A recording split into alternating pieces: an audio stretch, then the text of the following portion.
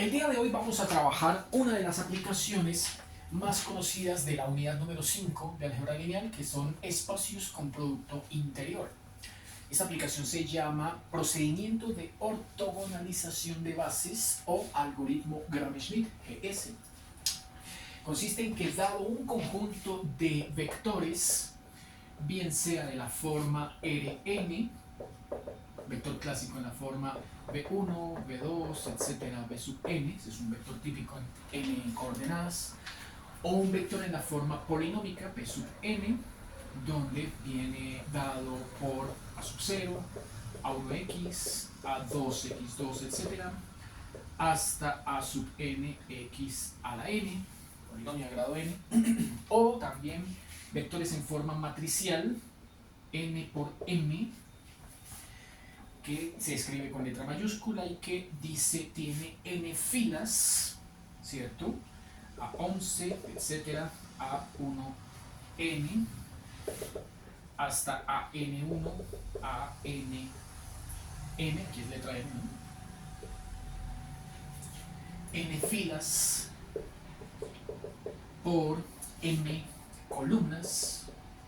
Bueno, cualquiera sea de esos tres casos el conjunto de vectores que nos den, cuando le aplicamos este mecanismo llamado algoritmo GS, Gram-Schmidt, dice que todos y cada uno de los vectores al final de los tres procedimientos, son tres pasos para el algoritmo, al final debe cumplir con dos condiciones.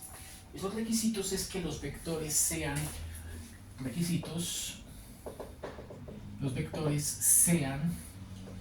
u sub i punto u sub j igual a 0. Cuando el producto punto entre dos vectores es igual a 0, se dice que esos dos vectores son ortogonales. Y además de que un vector con otro en producto punto da 0, ¿cierto? La norma de un vector tiene que dar 1. A esto se le conoce como vector ortonormal.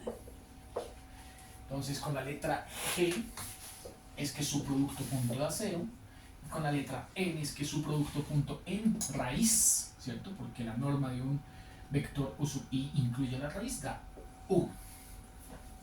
Ambas condiciones tienen que darse en el caso de los conjuntos que se sometan a este procedimiento Gram-Schmidt. Vamos a comenzar el primero de los tres ejemplos del día de hoy, que será en Rn para el caso n igual a 3, aplicando la siguiente definición, que es en propiedad el algoritmo que siempre debemos utilizar. El algoritmo lo compone entonces tres fases. Fase 1 dice que sea B mayúscula un conjunto de n vectores, B1, B2, etcétera, B sub n, vectores dado, ese es el conjunto que inicialmente nos dan, y que debe ser una base en el espacio vectorial V. Ese espacio vectorial puede ser cualquiera de estos tres, n, polinomios o matrices. Ese conjunto, debe tener producto interno. Entonces, lo que escribimos hace un instante como producto punto, a la hora de hablarlo en términos de producto interno, se va a describir con esta simbología. En vez de u.b, aquí diremos bi, bj, producto interno. Debe ser posible efectuar una operación o una función matemática que genere como resultado un número. A esto se le llama producto escalar. Si genera como resultado un vector, se le llamará producto vectorial. Y una de las aplicaciones que veremos más adelante, producto interno, se llama producto cruz, válida única y exclusivamente para vectores en 3 dimensiones. Si el conjunto que nos dan es base y tiene producto interno, le podemos aplicar la fase número 2 del procedimiento Gram-Schmidt. La fase 2 consiste en determinar un conjunto B primado, ¿cierto? Tiene la misma letra, pero aquí se distingue con esta notación. Ese distintivo es la comilla que vemos acá, el primado. Y a este conjunto B primado los vamos a denominar con letra U. U1, U2, U sub n. Hay n vectores, aquí también. N vectores. Otra letra, letra U. Donde esta base es una base ortonormal. Perdón, ortogonal. Es una base ortogonal. Ortogonal, como les mencionaba hace un instante, quiere decir que el producto interno entre un vector iésimo con un vector jésimo, diga el 1 con el 2, el 1 con el 3, el 1 con el n, o el 2 con el 3, el 2 con el 4, el 2 con el n, ¿cierto? Cualquiera, distintos, uno con otro, pero que sean distintos. Entre dos vectores distintos, su producto interno tiene que ser igual a 0. De ahí la palabra ortogonal, letra G, igual a 0. Para obtener estos vectores U sub i, ahí aplicamos la primera fase, el primer mecanismo del algoritmo, ¿cierto? Esto es una comprobación, la fase 2 sí es aplicar una fórmula. Ese mecanismo es el vector UI se obtendrá tomando en cuenta el vector BI y restándole la sumatoria de todos los vectores proyección, el vector proyección de ese vector B sub I que tomamos como referencia al comienzo sobre todos y cada uno de los vectores k'ésimos que ya conozcamos.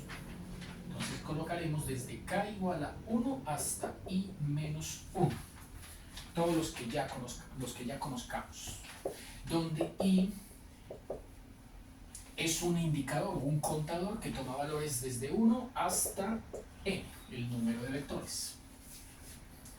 La fórmula de la proyección, recordemos que se definía de la siguiente manera,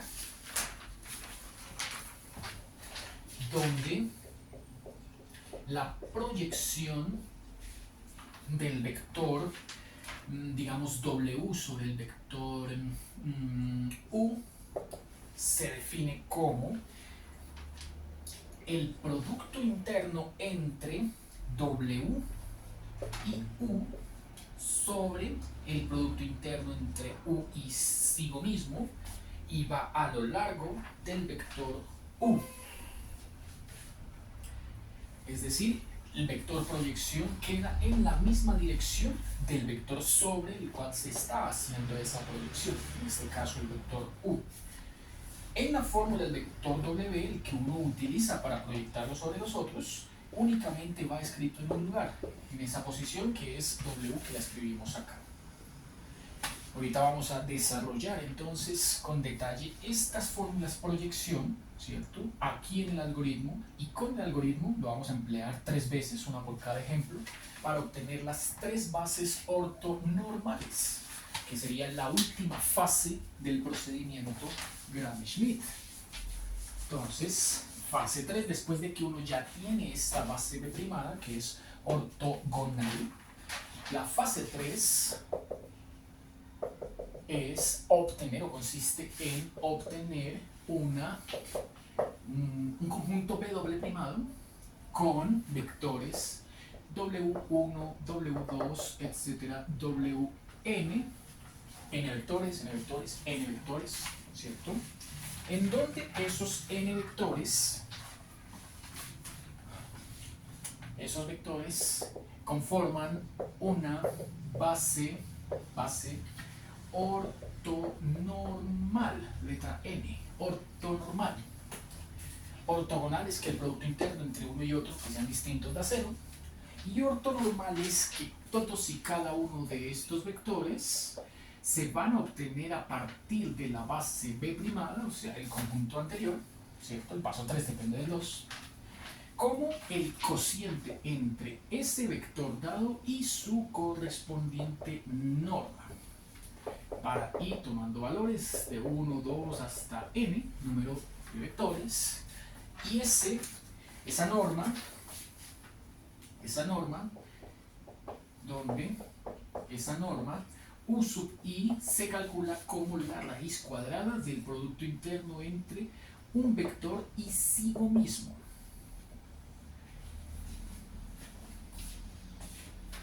El cociente entre este vector y esa norma va a generar que la norma del vector W sub I dé igual a 1.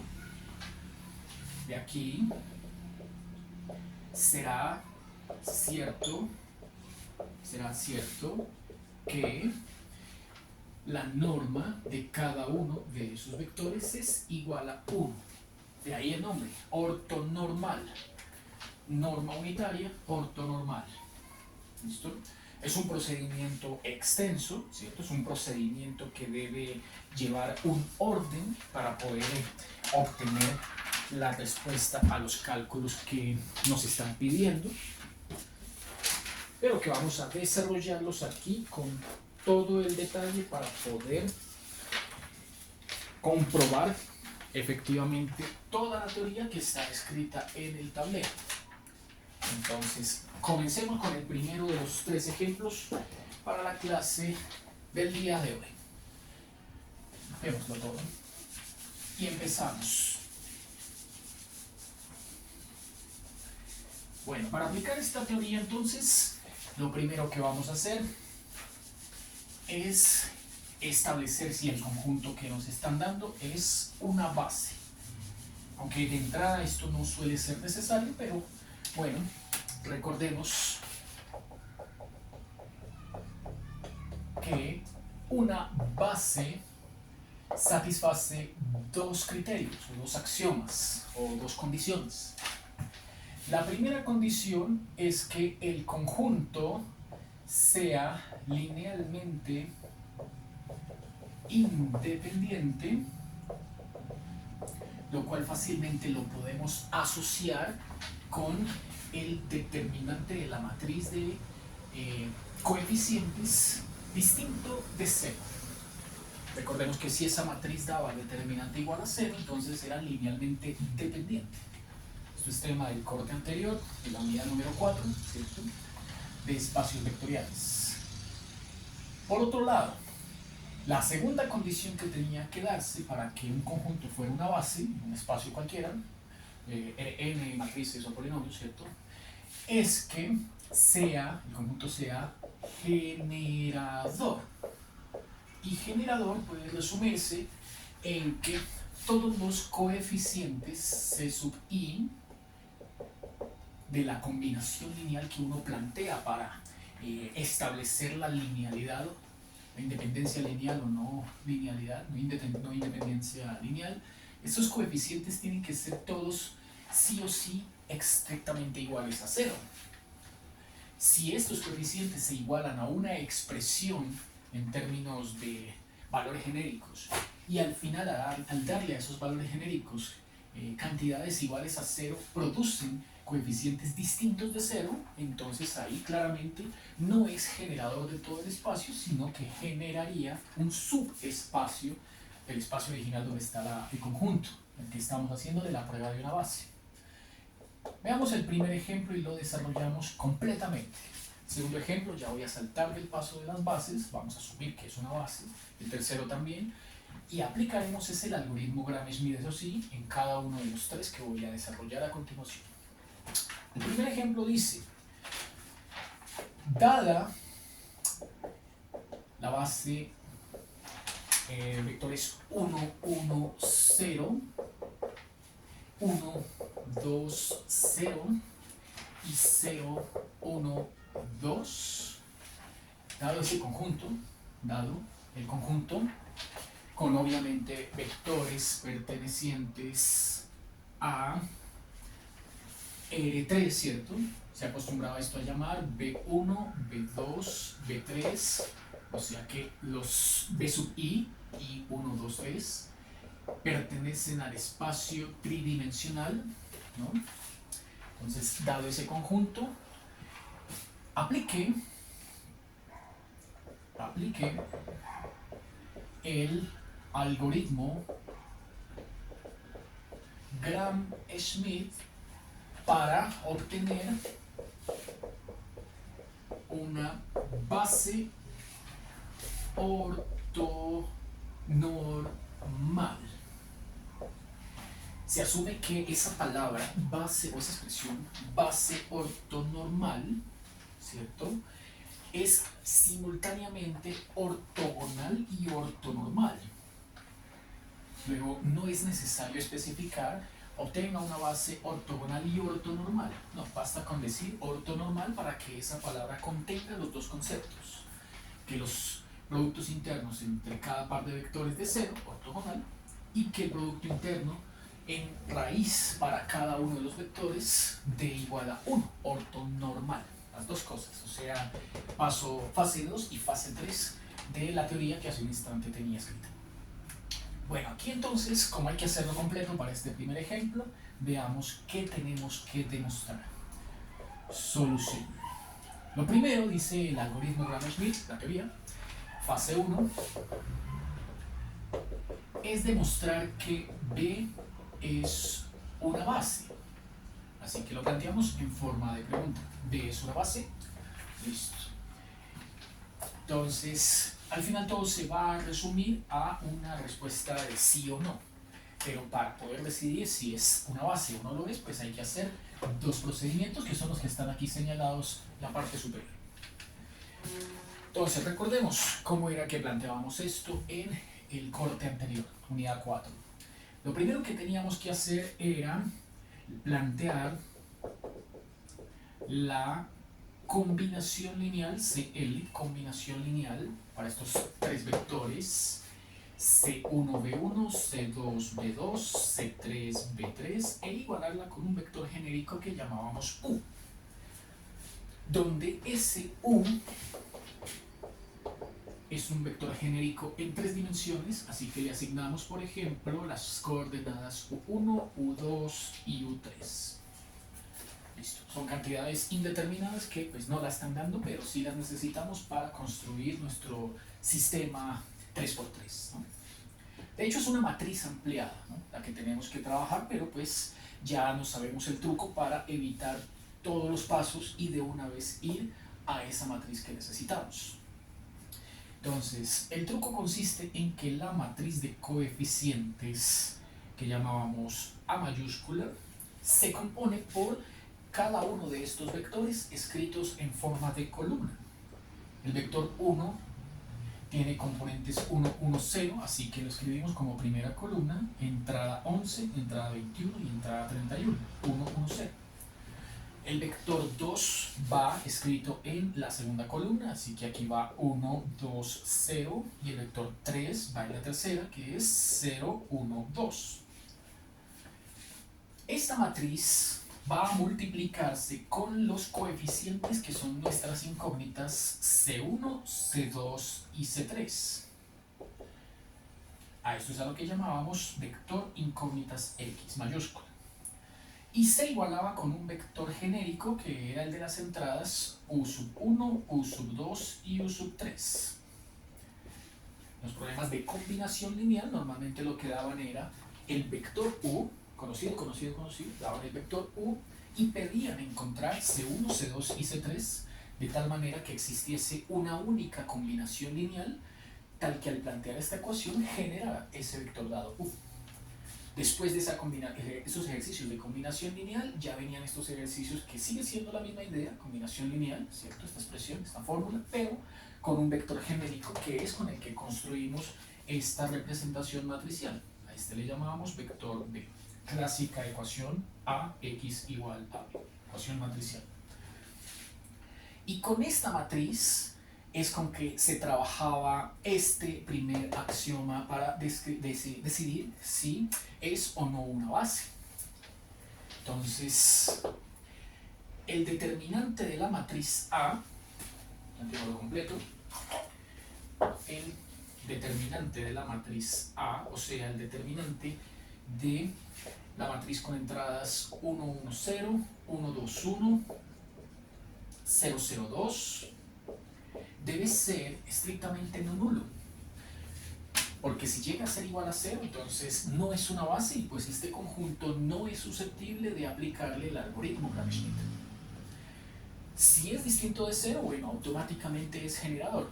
Ya tocaría encontrar las expresiones que demuestran que efectivamente C sub i es la solución trivial. Todos los C, C1, C2, C3 es igual a 0. Vamos a hacerlo completo. Entonces, si el determinante es distinto de 0, podemos continuar. Este determinante 3 por 3, recordemos cómo era que lo podíamos calcular. Agréguele filas, agréguele columnas, aplique cofactores o el procedimiento interno de las flechas, que son los productos entre diagonales no principales y diagonales principales, y hacer la diferencia, ¿no? Entonces, diagonal principal, 1 por 2 por 2, eso me da 4. 1 por 1 por 0, listo, 0. 0 por 1 por 0, eso da 0. Estas bajan, así que llevan signo positivo. Las diagonales no principales llevan signo negativo. 0 por 2 por 0, 0.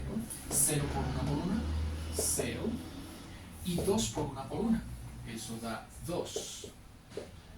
Entonces, la suma de estos tres da 4. La suma de estos tres da 2. Y la diferencia de esos dos resultados es el determinante de la matriz. En este caso, 4 menos 2 es igual a 2. Así que como dio distinto de 0, que es lo importante, si el determinante es distinto de 0, tenemos que los vectores son linealmente independientes. Ya se cumple el primer axioma. Lo segundo que hay que probar es que es generador. Si es linealmente independiente, es generador de todo el espacio. En este caso, el espacio vectorial es R3. Si este determinante hubiese dado distinto de 0, pues entonces, por aquí, mediante el clásico ejercicio de reducir la matriz ampliada, la matriz A y el vector B ampliada, mediante eliminación Gauss-Jordan, ¿cierto?, nos conduciría a que al menos una fila de ceros tendría que aparecer. Y entre más filas de ceros, pues más va a ir disminuyendo el espacio vectorial final generado, ¿cierto? Si aparece una fila de ceros, entonces no genera R3, pero sí genera AR2, dos vectores linealmente independientes. Si aparecen dos filas de ceros, entonces no genera R3, pero sí AR1, es un vector linealmente independiente, y así. Bueno, aquí entonces va a ser posible reducir esta matriz a la idéntica, pero toca trabajarla con el vector B. Entonces, para demostrar que es generador, ¿cierto?, esto de acá prueba que los vectores B sub i pertenecientes a B son linealmente independientes. Vamos a probar que también es generador conjunto. Para probar que es generador hacemos lo siguiente. Construimos la matriz ampliada,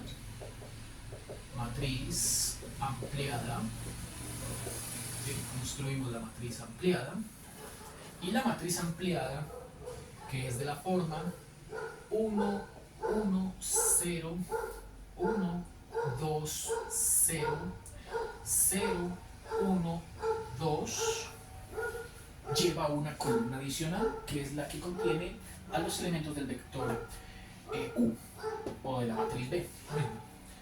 U1, U2, U3, el genérico. Ya tenemos el pivote unitario, que es el punto de partida, y con ese pivote eliminamos todos los que estén debajo. Así que la única instrucción que necesitamos es fila 1, fila 2 menos fila 1, para que este quede positivo, ¿cierto? Fila 2 menos fila 1, colocarlo en la fila 2. Utilizamos o aplicamos esa instrucción, por lo tanto no cambia ni la fila 1 ni la fila 3.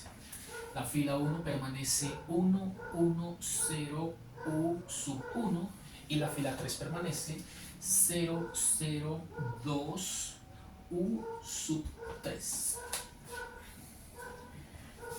La única que sufre cambios es la fila 2, ¿no? Entonces hay que restar la 2 con la 1. 1 menos 1, 0, y ese 0 se pone acá. 2 menos 1, 1, y ese 1 se pone acá. 1 menos 0, 1, ese 1 se pone acá. Y U sub 2 menos U sub 1 es una es una fórmula, ¿cierto? Una cantidad propuesta o planteada, ¿cierto? Que queda escrita acá. Listo, expresión, esa es la palabra que buscaba. Esta expresión queda planteada ahí.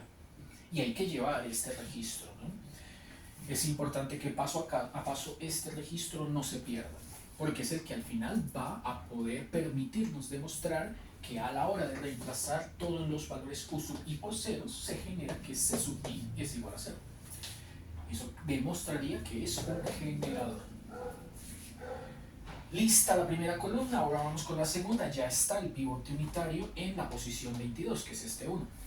Con este unitario, ese pivote unitario, eliminaremos este, porque este también es 0, no es necesario. Solo basta una instrucción.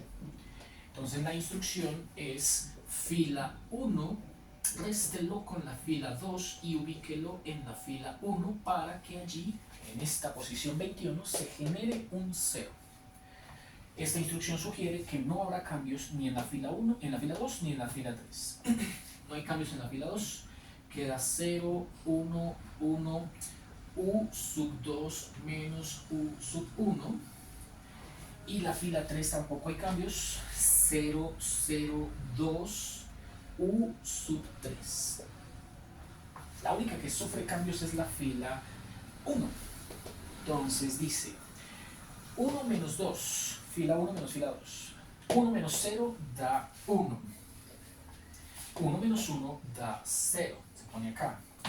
0 menos 1 da menos 1. Y U sub 1 menos U sub 2 menos U sub 1. Esa expresión queda planteada entonces aquí en este espacio. Fila 1 que tiene U sub 1 menos fila 2 que tiene estos dos. Así que hay que abrir un paréntesis. U sub 2 menos U sub 1. Listo. Está claro que aquí en esta expresión que acabé de escribir se puede simplificar el U sub 1 con el U sub 1. Signo positivo, signo negativo. ¿Cierto? ¿Sí? Mentiras.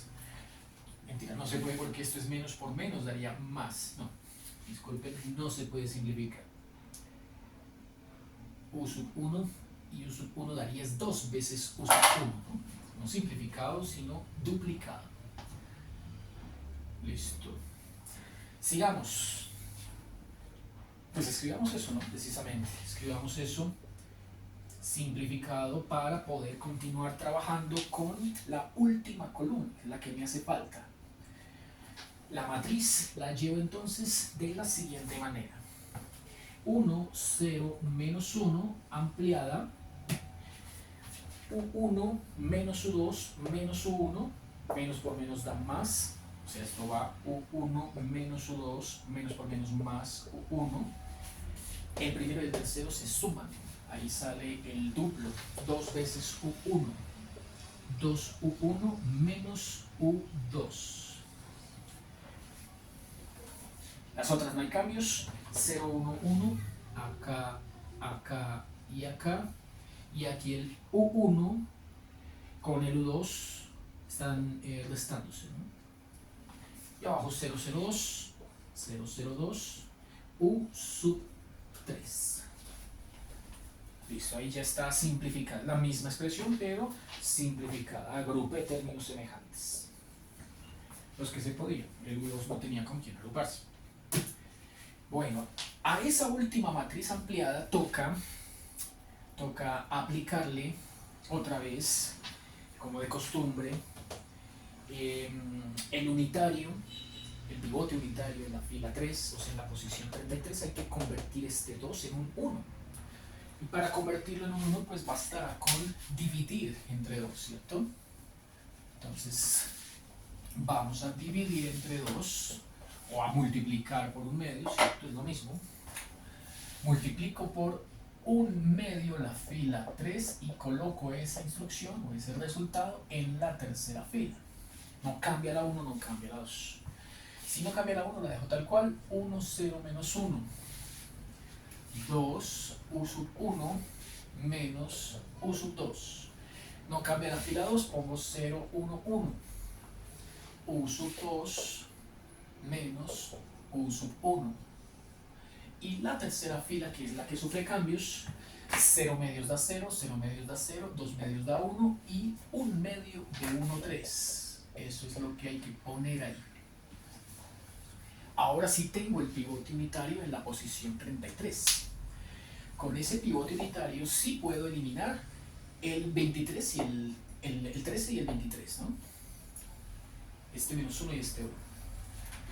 Entonces, elimino. Para eliminar este basta con sumar, ¿cierto? Sumo la fila 1 con la fila 3 y coloco esa instrucción en la fila 1, lo que debo. Para quitar este 1 hago una resta. La fila 2 la resto con la fila 3 y lo coloco en la fila 2. La 3 no sufre cambios. Esto ya me produce la matriz final, que es la que uno obtiene con la idéntica aquí en este lado izquierdo de la separadora. Al lado derecho van a quedar todas las expresiones que dependen de los U sub i. Dice que la fila 3 no cambia, así que 0, 0, 1, 1 medio de U sub 3, ¿listo? No cambia, queda así tal cual. La separadora. La fila 1 al sumarse con la 3, esta ya está, al sumarse con la 3, pongo su resultado en la primera fila, eliminando este menos 1. Es lo que busco. 1 más 0, 1, 0 más 0, 0, menos 1 más 1, 1, 0, es lo que estoy buscando, ¿cierto? Menos 1 más 1, 0. Y este 2 veces U sub 1, con este menos U sub 2, hay que sumarlo, ¿no? Dice acá la instrucción, súmelo con la fila 3. La fila 3 es 1 medio de U sub 3. Hasta ahí llegará. Lista la fila 1, lista la fila 3, falta la 2. La 2 hay que restarla con la 3. 0 menos 0, 0, 1 menos 0, 1, 1 menos 1, 0. Y esta expresión U2 menos U sub 1 hay que restarla con 1 medio de U sub 3. Bueno, eso es lo que hemos obtenido a fin de cuentas, ¿cierto? Después de esto, tenemos que probar que es una base. Ya demostramos el primer axioma, aquí está, ¿cierto? Que eran vectores linealmente independientes. Y ahora estamos demostrando que son vectores pertenecientes a un conjunto generador. Entonces, estas expresiones que tengo aquí escritas al final se traducen en lo siguiente. Las expresiones que definen a los coeficientes C sub i son, en orden, ¿cierto? Respectivamente los que tengo acá. Esta primera expresión corresponde a C1, esta a C2 y esta a C3. Tenemos C1 igual a 2 veces U sub 1 menos U sub 2 más 1 medio de U sub 3. C2, podemos colocar de primeras el U sub 1 es negativo, de segundas el U sub 2 es positivo, y de tercera, si está bien ubicado, el menos 1 medio de U sub 3. Y C sub 3 no tiene 1, no tiene 2, tiene 1 medio de U sub 3. Bueno, ¿cómo se prueba? Esto fue lo que obtuvimos mediante eliminación Gauss-Jordan, ¿cierto? La Gauss-Jordan es para encontrar aquí la idéntica de orden 3, ¿no? Listo, con esta expresión, ¿no? Con esta expresión, la prueba termina si al reemplazar U sub 1 igual a U sub 2 igual a U sub 3 igual a 0, se obtiene C1, C2 y C3 iguales a 0. Entonces, al hacer esos reemplazos, tenemos que aquí daría 0, aquí daría 0 y aquí daría 0. 0 menos 0 más 0, C1 es igual a 0. Aquí reemplazo 0, aquí da 0 y aquí da 0. Menos 0 más 0 menos 0 da C2 igual a 0. Y aquí reemplazo u sub 3 por 0, tendría c sub 3 igual a 0. 0, 0, 0. Como los tres valores para c, C1, C2 y C3 dieron 0, entonces esto prueba o demuestra que los vectores b sub i que pertenecen al conjunto B que me dieron son generadores de todo R3. No de un subconjunto, no un pedazo, todo completo R3.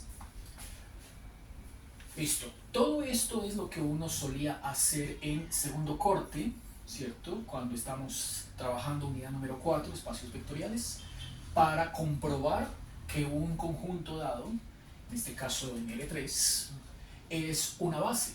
Entonces tiene que darse las dos cosas, tanto que son linealmente independientes como que son generadores. Ahí están las dos cosas, se cumplió, listo. La primera fase de este algoritmo Gram-Schmidt se cumplió sin ningún inconveniente. Entonces es una base.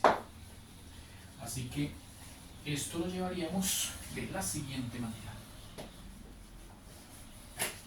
La anterior demuestra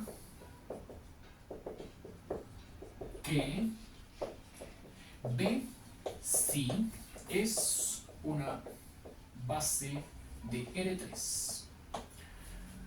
Entonces pasamos a la fase 2, que es la más importante para el trabajo que realizaremos el día de hoy. La fase 2 del algoritmo Gram-Schmidt ya involucra los vectores proyección. Y además no es uno solo, es una sumatoria de vectores proyección que llevan signo menos, ¿cierto?, en la fórmula, y que dependen, porque van en la misma dirección, del vector que va de primeras, del b sub i. Entonces toca escribir esa fórmula, la fórmula general, de una manera individualizada, más específica, ¿no? Veamos, la fórmula general decía: el vector u sub i se obtiene restándole al vector b sub i, o iésimo vector, la sumatoria desde k igual a 1 hasta i menos 1, todos los vectores proyección de ese vector iésimo sobre los vectores u késimo. Ese vector u es necesariamente como punto de partida 1, el primero siempre es 1 de los tres de la base. Normalmente se elige el primero en orden de izquierda a derecha para que sea u sub 1. Vimos también en la fórmula hace un instante que la fórmula de proyecciones de b sub i sobre u sub k, ¿no?, tiene en todo lado este vector sub k, producto interno entre b sub i con u sub k, sobre producto interno entre u sub k consigo mismo, y va a lo largo del vector u sub k. En esa fórmula, para memorizarla, en el primer espacio es el único sitio donde va el vector b sub i, el que se está proyectando, y sobre el que se está proyectando, que es u sub k, ese sí va en todas estas cuatro posiciones. Y lo último, bueno, pues los valores que toma ahí, se sabe que son 1, 2, hasta n. En nuestro caso sería solo 3, ¿no? En nuestro caso solo sería 3, así que podemos simplemente truncar la cuenta acá.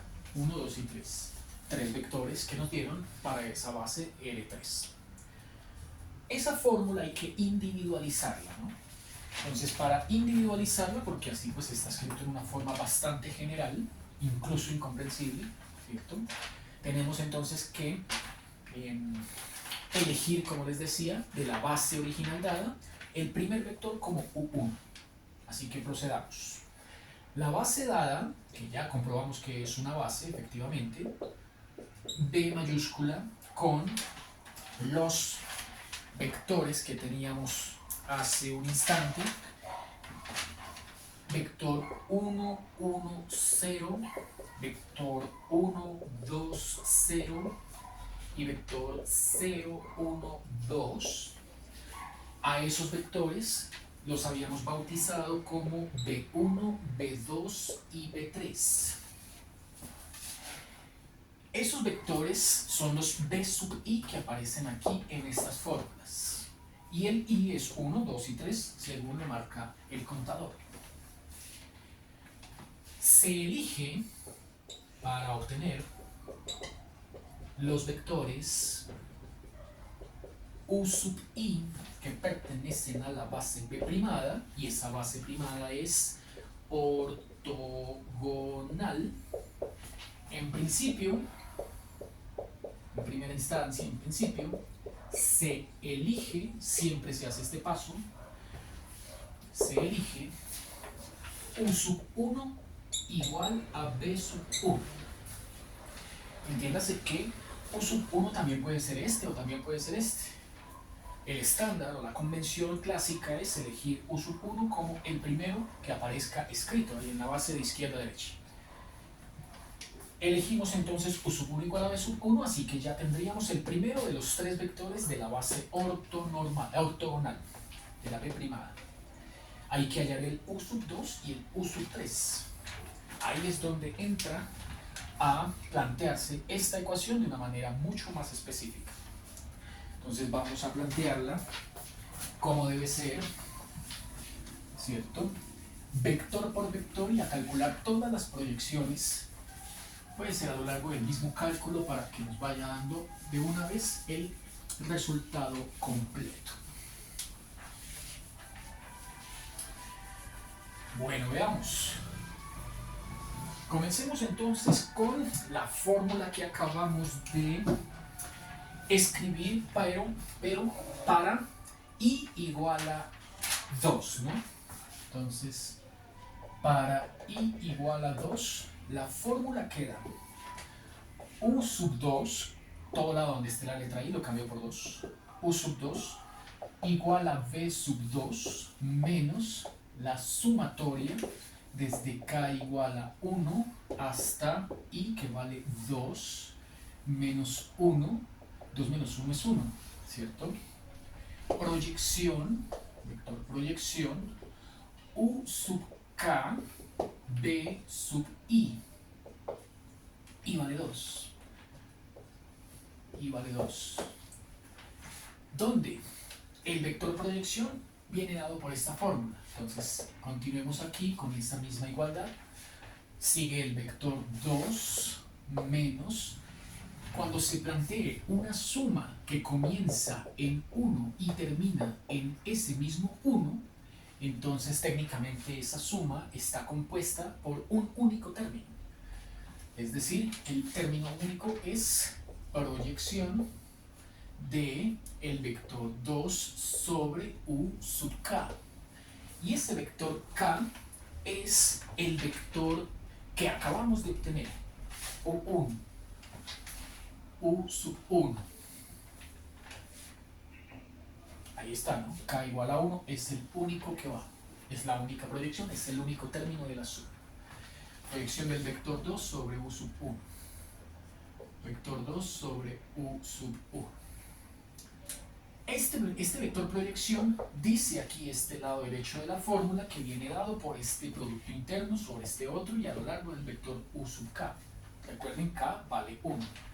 Vamos a reemplazar k por 1 en toda esta expresión para el vector proyección y obtener lo siguiente. Obtendríamos vector 2 menos, según la fórmula, proyección del vector 2 sobre u sub 1. El vector 2 va únicamente acá, vector 2. U sub 1 va acá, acá, acá, acá y acá. 4 sitios, ¿no? U1 acá, U1, U1 y U1. Ahí está el vector proyección. Toda esta fórmula es esta misma, dada por esta definición. Y hay que hacer ese cálculo para obtener el vector U2.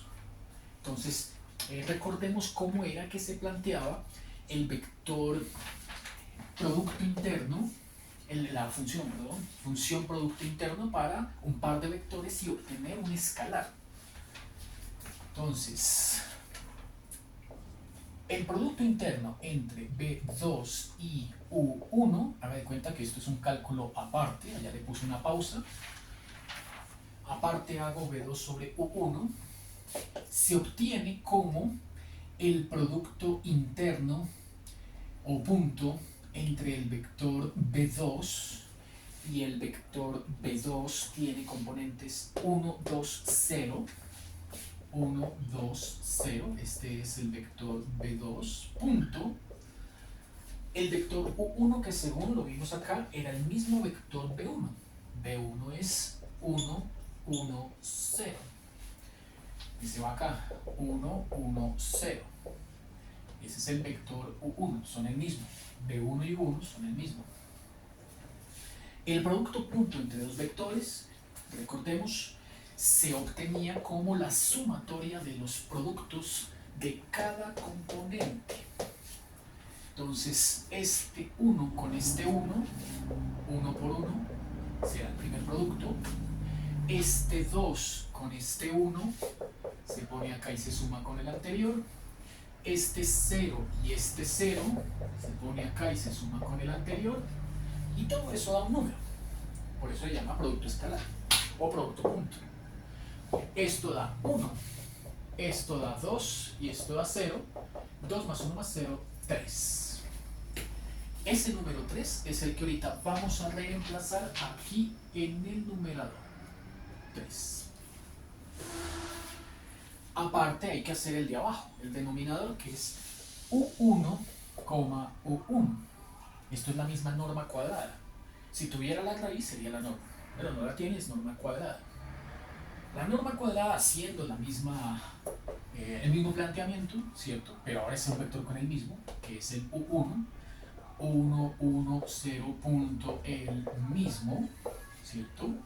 U1 con el mismo, producto punto. Haciendo esta misma, aplicando esta misma idea, esta misma lógica, 1 por 1 daría 1, 1 por 1 daría 1, y 0 por 0 daría 0. Entonces 1 más 1 más 0 me da 2. Ese número 2 es el que va en el denominador. Lo pondré entonces ahorita acá, 2. Por lo tanto, el cálculo lo llevo como B2 menos 3 medios de U1. Así que esta operación que tengo acá, la continúo acá, ¿cierto? Le doy continuidad acá para poder concluir con la obtención del vector U2, el segundo vector de la base ortogonal. Estamos en fase 2, ¿no? Entonces, U2 se obtiene como, dice la fórmula ya en la esquina superior del tablero.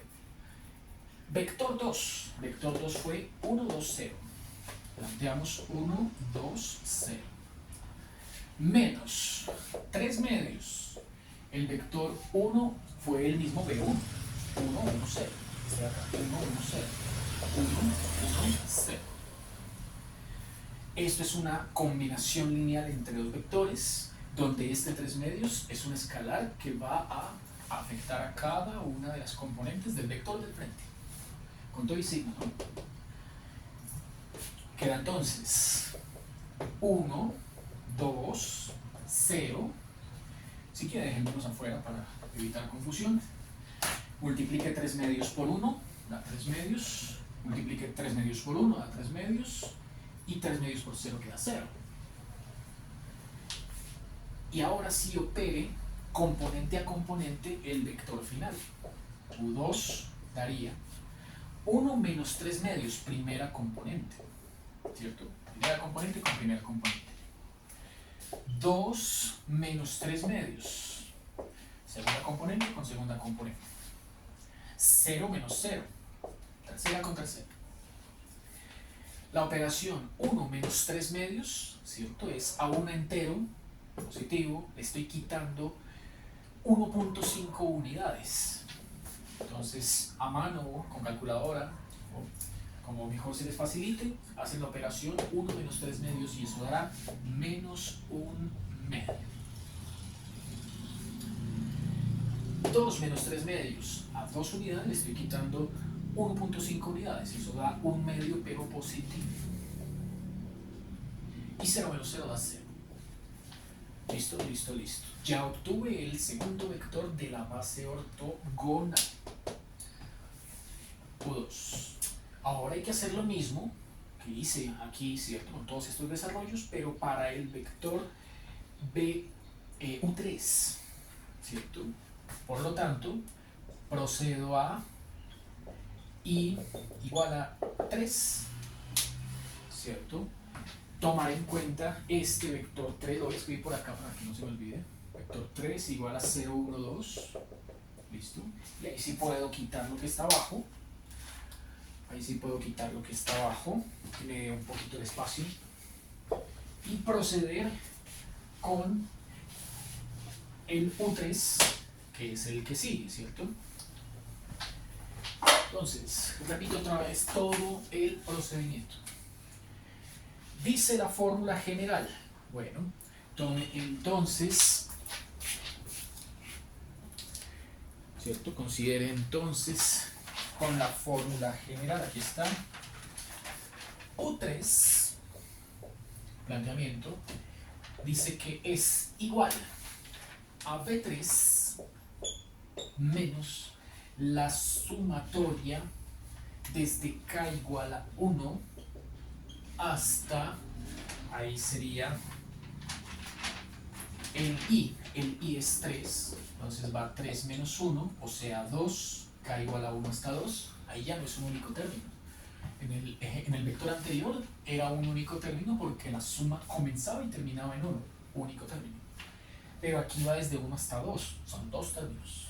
Entonces hay que plantear dos vectores proyección, operarlos así como hicimos acá y al final combinarlos linealmente para obtener una única respuesta. Bueno, aquí falta escribirle el cuerpo de la suma, que es proyección del vector de interés, que es el B3 sobre U sub K. K va a tomar valores 1 y 2. Son los que ya tenemos, ¿cierto? Y 1 y 2. Bueno, esta suma se abre para que a término quede bien planteado. Se especifica como, dice acá, vector 3 menos el término que va desde K1 para esta expresión, K igual a 1, sugiere que plantee proyección del vector 3 sobre U sub 1, K igual a 1. Ese término es para K igual a 1. Menos, ¿cierto? El menos que está acá. El siguiente término también es un vector proyección, y ese vector proyección sugiere que el vector de interés, que es el 3, ¿cierto? Se proyecta el vector 3 sobre el K igual a 2, o sea, sobre U2. Eso es para K igual a 2. No hay más. Pues no conocemos por ahora más, ¿cierto? Hay que entonces plantear estos dos vectores proyección, ¿cierto? Hay que plantear esos dos vectores proyección. Hay que plantear esos dos vectores proyección y obtener un único resultado que al final será el que nos conduzca a lo que estamos buscando. Bueno, entonces, sigamos aquí de largo. Vector 3. El primer vector de proyección, según esta fórmula que tenía por acá escrita, dice que el vector 3 va acá y que el vector U1 va en todos los demás sitios. U1 por acá, U1 por acá, U1 por acá y U1 por acá. Menos. Dice que aquí el segundo vector de proyección, una fórmula muy parecida, pero con B3 y proyectándose sobre U2. Así que el B3 va acá y U2 va acá, acá, acá y acá, todo lado. Sugiere entonces esto que hay que ahora hacer 1, 2, 3 y 4 productos internos, así como hicimos acá y acá.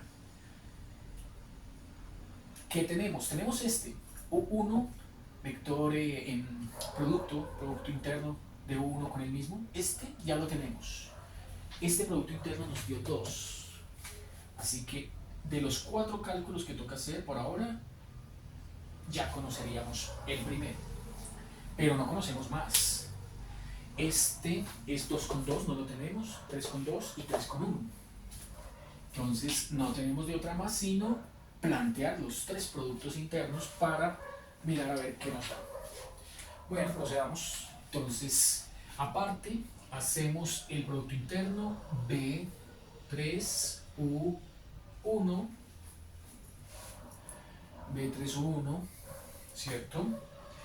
Tal y como lo hicimos acá, sería el vector B3, allá lo escribí, 0, 1, 2, 0, 1, 2 en producto interno con U1 y el U1 es 1, 1, 0, 1, 1, 0, 0 por 1, 0, 1 por 1, 1, 2 por 0, 0, 0 más 1 más 0, eso me dio 1. Siguiente producto interno, B3U1 me dio 1, B3U1 me dio 1.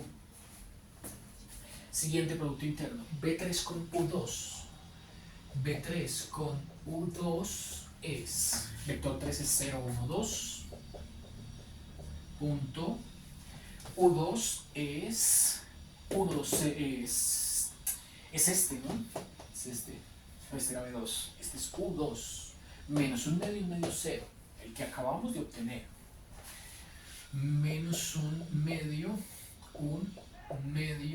0, y se operan, 0 por menos un medio, 0, un medio por 1, un medio, y 2 por 0, 0. Eso da un medio. Un medio es el que vamos a colocar acá. Un medio. Y nos falta U2 consigo mismo. U2 consigo mismo sería este con el mismo, ¿cierto? Menos un medio, 0, punto, el mismo. Menos un medio, 0. Componente a componente se suman los productos. Menos por menos da más. 1 por 1, 1 y 2 por 2, 4. Siguiente. 1 por 1, 1, 2 por 2, 4. Siguiente, 0.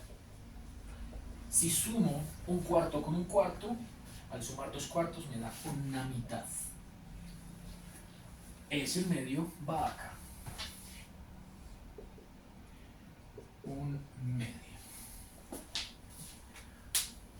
Conclusión, para esta segunda fase del procedimiento Gram-Schmidt del conjunto R3 que nos dieron. Borremos por acá. Listo, ya podemos limpiar todo esto. Escribiremos lo que llevamos y operaremos para obtener un último resultado, un único resultado. U3. Entonces, esta operación la continúo por acá. U3, ¿cierto? U3. Por acá. Dice el igual. B3 menos, arriba dio 1 y abajo dio 2, así que queda un medio. De U1 menos, arriba dio un medio, abajo también. Un medio de U2. Y como estos dos son el mismo, ¿cierto? Pues se puede simplificar. Queda 1. Por lo tanto, nos quedó B3, el vector B3 es 0, 1, 2, menos un medio, el vector U1, y el vector U1 era este, ¿no? 1, 1, 0. 1, 1, 0. Menos el vector U2, una vez el vector U2, y el vector U2 fue este de acá, menos un medio, cero. Menos un medio, cero. Listo. También por oreja se puede comprobar esto, ¿no? Un medio sobre un medio, extremos, internos, 2 por 1, 2, 2 por 1, 2, 1, menos 1, menos 1. Operamos. Bueno, entonces operamos para obtener. Ahí tocaría este menos un medio de este, menos un medio de este. Entonces son 3 números correspondientes a los 3 vectores que se están sumando. O sumando, restando, operando, mejor dicho. Este 0 menos un medio veces este 1, menos por menos más un medio, este de acá. Esa operación nos da la primera componente. Todo esto salió de sumar las primeras componentes. Coma. Va ahora este 1, menos un medio de 1, menos 1, menos un medio, listo. Ahí sumé este 1 con este, con este. Toda esta operación salió de todas las de la mitad. Y las últimas componentes, este 2, menos un medio de 0, a 0, menos 0, a 0, listo. Esta, me da este resultado. Conclusión, el vector U3, que es el que busco para terminar la base ortogonal, base 2, es menos un medio más un medio a 0, y 0 te da 0. Un medio y un medio, ahí sería un 1, ¿cierto? 1 negativo. Con este 1 positivo, 1 menos 1 da 0 también. Y 2 menos 0 menos 0 da 2. Listo, tengo el vector U3. Por lo tanto, la fase 2 concluye diciendo que la base orto con letra G, gonal, es B' igual, construimos haciendo como un barrido hacia atrás de lo que ya obtuvimos, diciendo el vector U1, U1 es este de acá, 1, 1, 0, 1, 1, 0 es el vector U1, el vector U2, U2 es este de acá, menos un medio, 0, vector 2, y el U3 fue el que acabamos de escribir acá, 0, 0, 2, vector U3. Listo. Esa es la base ortogonal asociada a la base inicial, original dada, pero tomando como referencia el primero de los 3 vectores, ¿cierto? El vector B1, que fue igual a U1. Esa base cambiará por completo si se toma como referencia o el segundo o el tercero. Eso hay que tomarlo en cuenta para un resultado posterior. Por eso siempre se acostumbra, el estándar manda que siempre tomen el B1 como U1 y a partir de ese obtengan los demás. Bueno, comenzamos ahora con la fase 3 del procedimiento Gram-Schmidt. La fase 2 es la más extensa, como pudieron ver. La fase 3 ya es normalizar cada vector U sub i. Se normaliza cada uno de los vectores U sub i que pertenecen a B'. Esto para obtener el conjunto B doble primado. Base ortonormal con n, fase 3. ¿Qué hace uno entonces? Primero le calcula la norma al U1, le calcula la norma al U2, le calcula la norma al U3. Halle las normas. ¿Cómo se hallan las normas? Tenemos dos fórmulas. La primera fórmula para hallar la norma de un vector U en 3 dimensiones es la raíz cuadrada de el producto punto o interno entre U y el mismo, que fue la que escribimos hace un instante. La segunda fórmula, que es la más usada también cuando son vectores en Rn, o sea, no funciona para polinomios ni para matrices, solo para Rn. Dice que la norma de un vector u se puede calcular como la sumatoria de todas sus componentes al cuadrado, como una extensión del teorema de Pitágoras. Entonces, u1 al cuadrado, u2 al cuadrado, u3 al cuadrado, etc. hasta un al cuadrado. Donde esta y esta son las componentes del vector u. ¿Cierto? Cualquiera de las dos formas pues va a conducirnos a lo mismo. Voy a utilizar esta, que es la que hemos venido trabajando en la clase del día de hoy, aunque la otra también da lo mismo.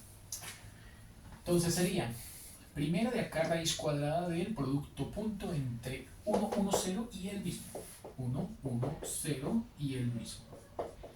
Este ya lo habíamos hecho hace un instante. Eso nos daba 2, ¿cierto? Raíz de 2. Y esta raíz de 2 la vamos a utilizar de la siguiente manera. Conocido el raíz de 2, el w sub 1 se obtiene como el cociente entre u sub 1 y su norma. O sea, el vector 1, 1, 0 y su norma que nos dio raíz de 2. Dejémoslo por ahora así. Se aplica con esta misma fórmula, o esta de acá, para el 2. El 2 es menos 1 medio, medio 0. Entonces, raíz cuadrada de menos 1 medio, 0, punto menos 1 medio, 0. Este también ya lo habíamos hecho hace un instante. Y nos había dado como resultado un cuarto más un cuarto. O sea, un medio. 1 sobre 2. Cuando quedan así de esta manera hay que racionalizar, se acostumbra a racionalizar. Se acostumbra a racionalizar es raíz de 1 que es igual a 1, raíz de 2 que queda planteada, ¿cierto? Y 1 sobre raíz de 2, en la racionalización que uno acostumbra a hacer, esto multiplica y divide por la raíz de 2. Raíz de 2 por 1 da raíz de 2, y una raíz por sí misma da el argumento sin la raíz. Por lo tanto, la norma de U2 se escribirá como raíz de 2 sobre 2. Así que voy a limpiar esto. Y aquí donde está el igual, para poner el resultado, ¿no? Escribiré raíz de 2 sobre 2. Quito esto, me hice el espacio para escribir ahora el vector W2. Pues el vector W2, al igual que como hicimos con el W1, ¿cierto? Se calcula dividiendo el U2 entre su norma. Luego, U2, que nos dio, ¿dónde está? Acá, menos 1 medio, 0, menos 1 medio, 0, toca dividirlo entre raíz de 2 sobre 2. Ahí está planteado. Ahorita toca distribuir y escribirlo ya en la forma final. Y con el U3 pues hacemos lo mismo. Hicimos antes con este, usando esta fórmula que estoy quitando. Y esta si no la tenemos hay que calcular 002 consigo mismo. Punto 002. 2 por 2 da 4. 0 más 0 más 4 da 2. Raíz de 4. 2. Bueno, entonces, esto nos conduce al vector final W3, que según esta fórmula es U3 sobre su norma, y que por lo tanto se construye escribiendo 002, que es el vector U3, entre este resultado que acabé de obtener acá, que es un 2. Conclusión. Ya esta es la fase final. Entonces dirá que la base letra G, ortogonal, asociada al vector que nos dieron, a la base que nos dieron, es B doble primada igual. Bueno, el primer vector, W1, distribuyo este con este, con este y con este. Así que me queda 1 sobre raíz de 2. 1 sobre raíz de 2 y 0. Sobre raíz de 2 es 0. Listo el primer vector de la base ortogonal y que es el que se llama W sub U. El segundo dice menos un medio sobre raíz de 2 sobre 2. Como se va a tener que hacer la oreja, voy a escribir aquí solamente el resultado. Menos un medio sobre raíz de 2 sobre 2. Tengo que simplificar. Hago la oreja, queda menos 2 arriba y abajo 2, raíz de 2. Cancelo y quedó menos 1 sobre raíz de 2. Esa cantidad la pongo de primeras. Coma. El que sigue sería este un medio sobre esto, que es casi esto mismo, excepto por el signo menos. Por lo tanto queda positivo. 1 sobre raíz de 2. Y el tercero es 0. Ese es el vector W sub 2. El tercero es el más sencillo, ¿cierto? Porque es este y este, cada uno dividido entre 2. Da 0, da 0 y da 1. 0, 0, 1. Este será entonces el W sub 3. Bueno, esta es entonces una forma bastante completa, ¿no?, de cómo hay que aplicar el algoritmo Gram-Schmidt o procedimiento de ortogonalización de bases, Gram-Schmidt, GS, así como lo que hice aquí en el tablero hace un instante, que es para un conjunto en R3. Bueno, y si toca trabajar con un conjunto en P sub 2, polinomios o P sub n, ¿no?, de cualquier grado, polinomio de grado n, ¿cómo se harían? O en el caso de una matriz, ¿cómo se haría? Bueno, básicamente son las mismas instrucciones que acabamos de hacer acá, pero hay que definir los productos internos en cada uno de esos espacios vectoriales. Y tiene su propia definición.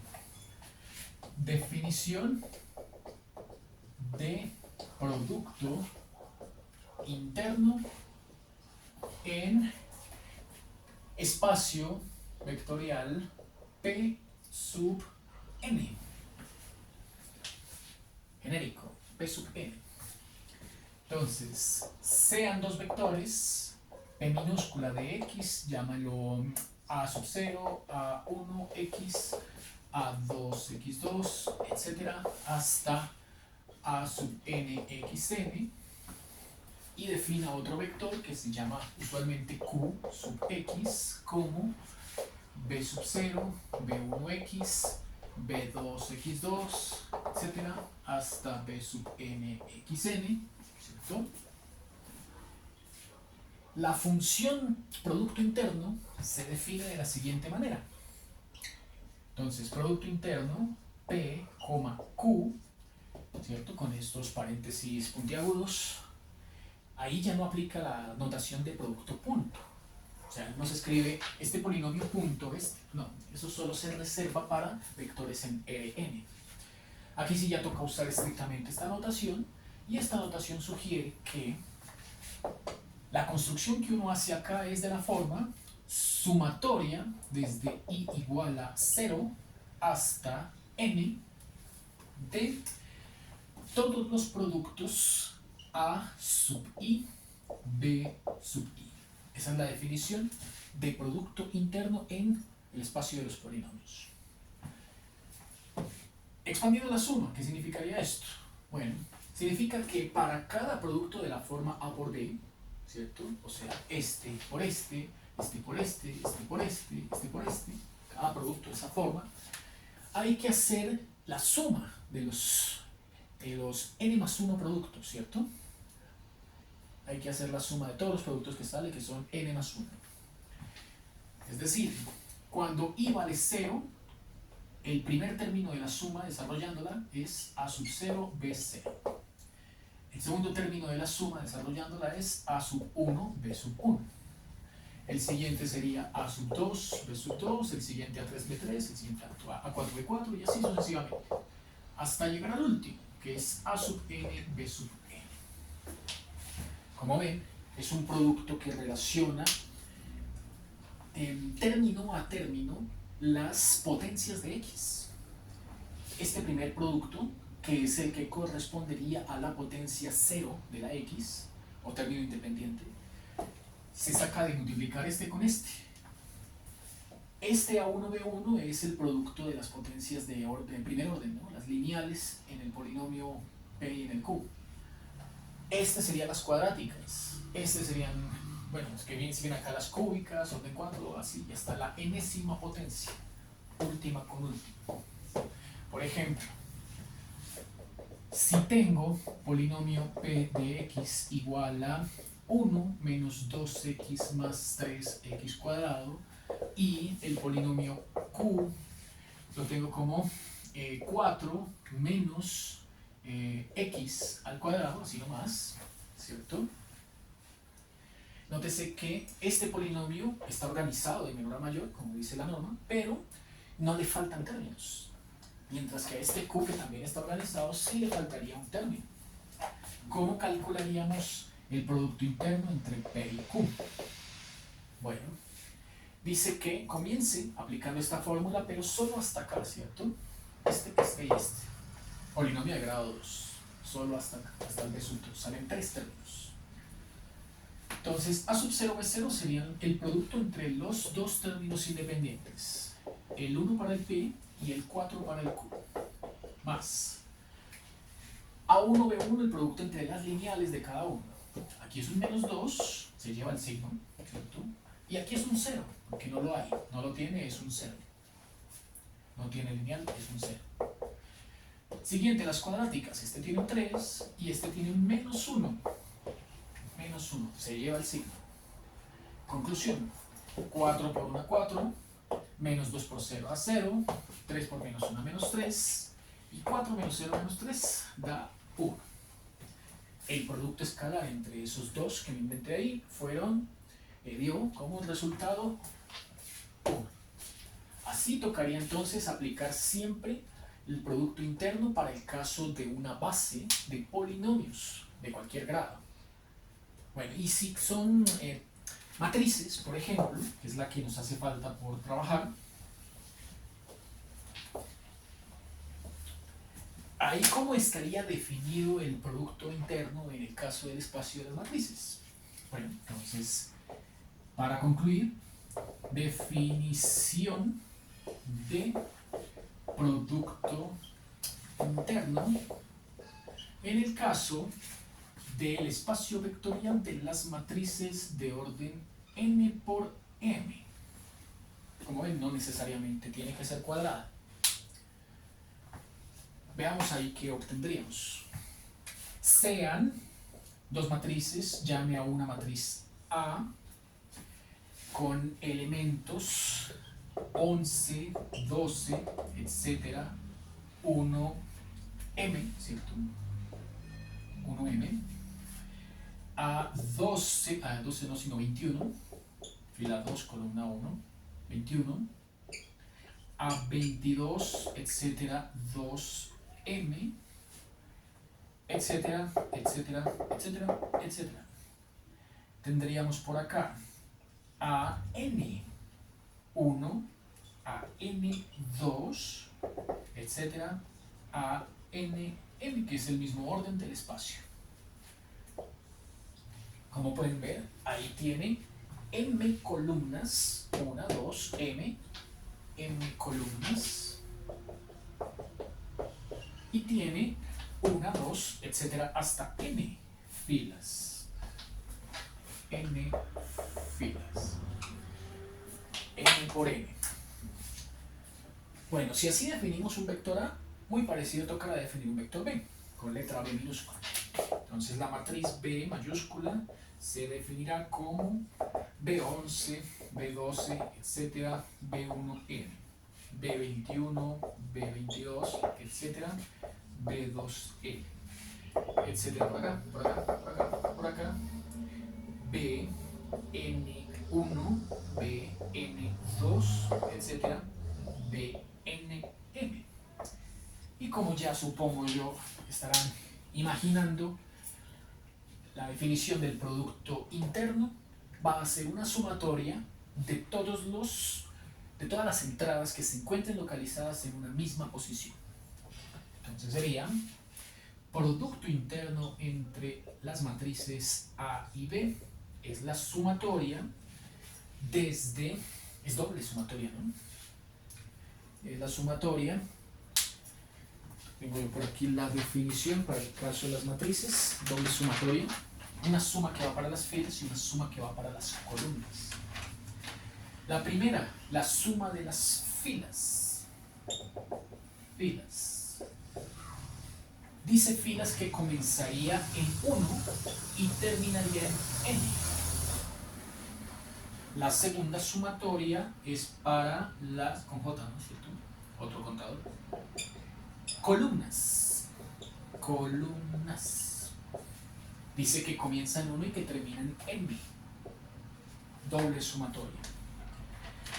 Y esa doble sumatoria involucra a los productos A y J, B y J. Escribiendo de una forma más transparente, esa doble sumatoria sería la suma de todos los productos componente a componente que aparezcan en la matriz. Es decir, aquí voy a escribir los 3, 6, 9 términos con sus puntos suspensivos, ¿cierto? Para la primera fila serían A11, B11, A12, B12, etc. A1M, B1M. Todos esos corresponden a la primera fila. Más segunda fila. Entonces, A21, B21, A22, B22, etc. hasta A2M, B2M. Todos esos términos corresponden a la segunda fila. Más. Seguirá un punto suspensivo adicional, ¿cierto?